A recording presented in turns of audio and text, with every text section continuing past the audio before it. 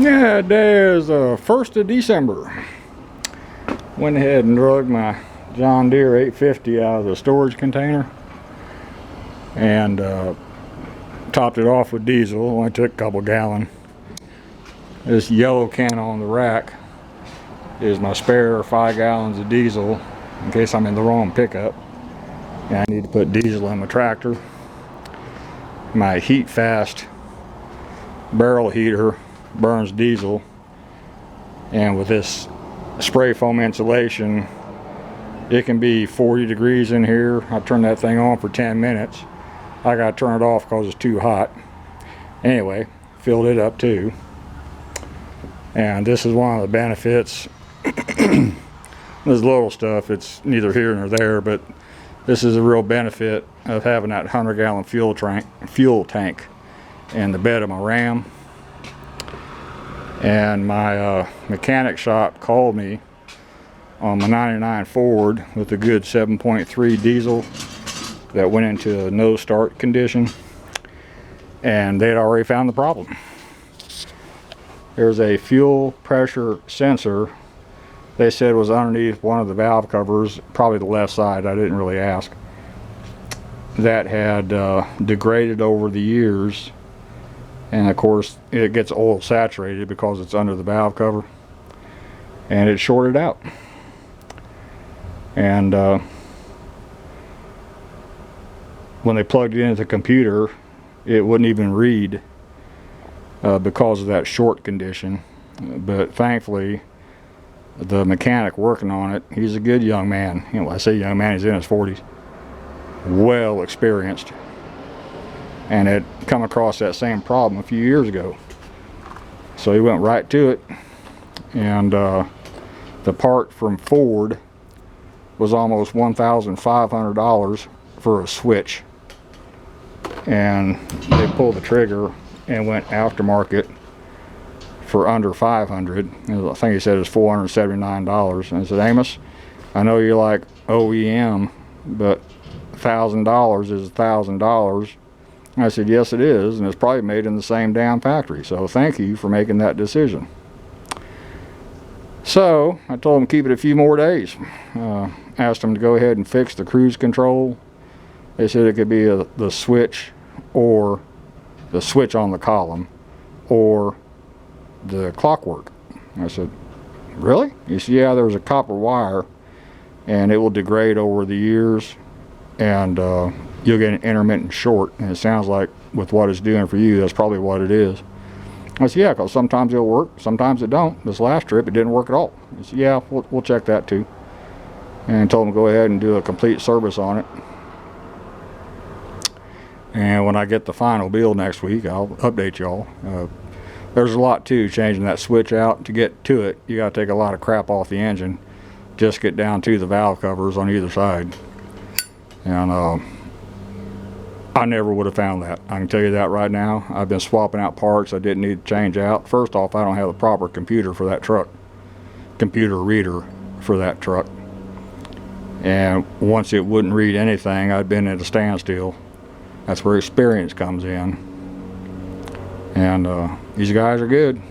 And, so I'm just up here piddling. I'll probably get the push mower out and mow my grass. Just chew the leaves up, knock it out.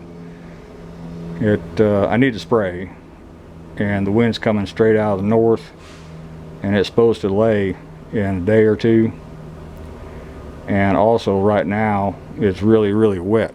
We got quite a bit of rain here, and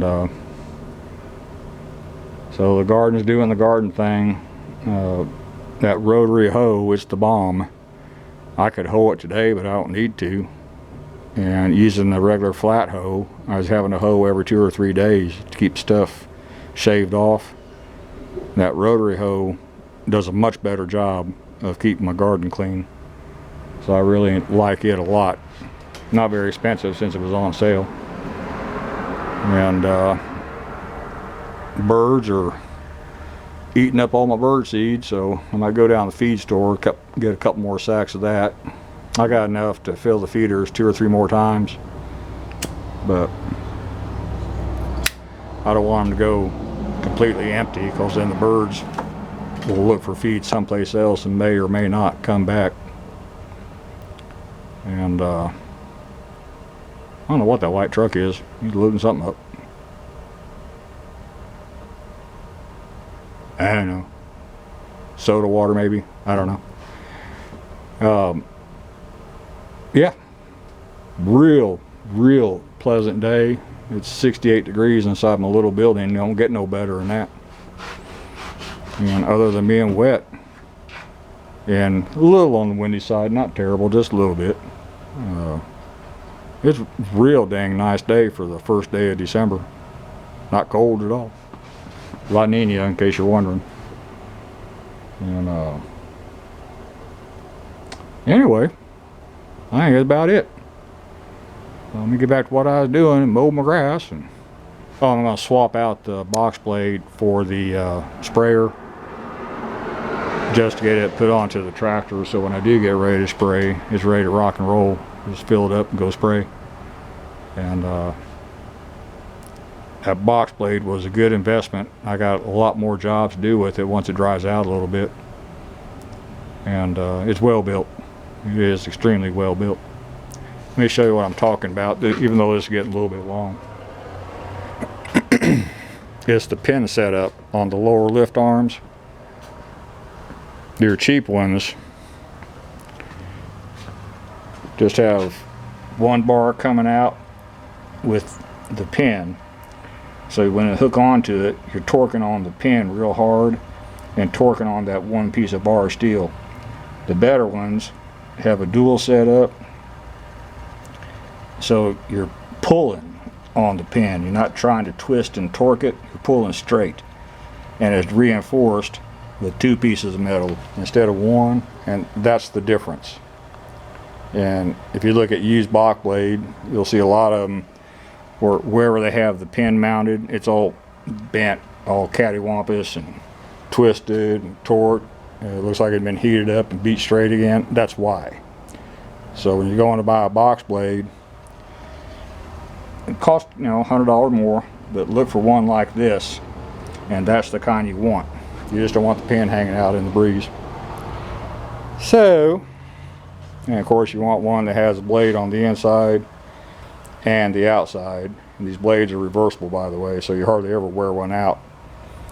And so this is called a pull or push type box blade. Decent thickness on the metal. I'm pleased with it. So anyway, that's all for this one. Thank you.